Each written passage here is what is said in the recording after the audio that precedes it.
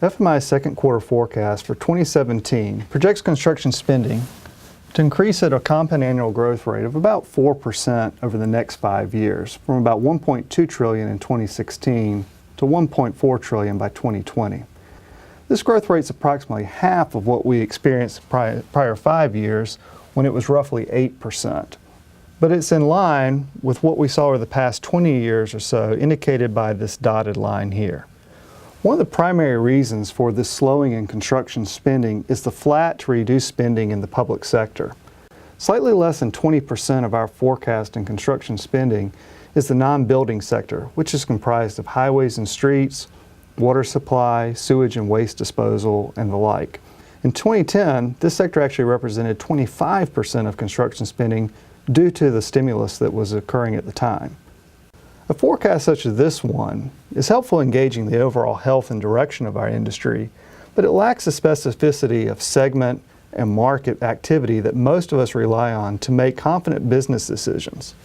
Therefore, if we look first at FMI's forecast by segment, we begin to see which segments are performing above and below the median in terms of construction spending and projected growth. These 6 segments here are among the largest segments in terms of construction spending nationally, and that are projected to experience greater growth in construction spending over the next 5 years.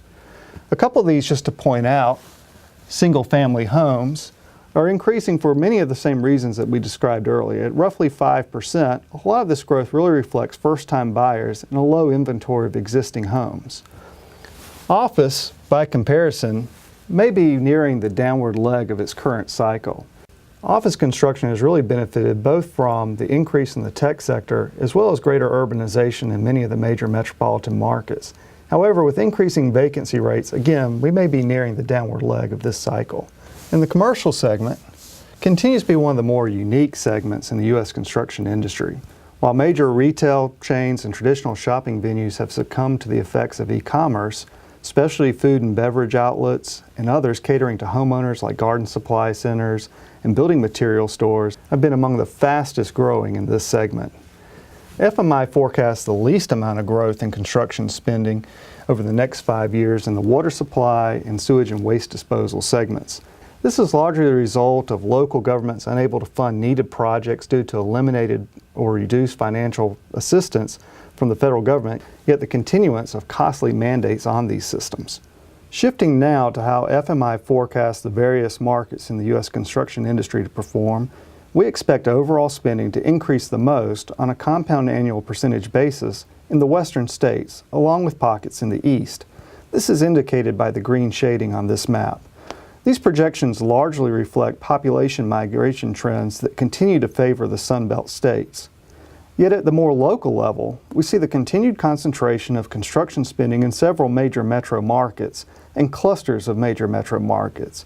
Again, this chart and the prior one illustrate trends in total construction spending.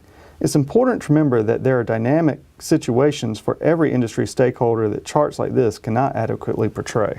Although an overall market may be expanding or contracting, the segments, project types, and clients that make them up may be acting in different ways. So while I trust this overview of FMI's second quarter construction outlook for 2017 has been helpful, I encourage you to download a full copy of the report, which includes our most recent non-residential construction index, to help as you chart the path for your organization over the next 5 years.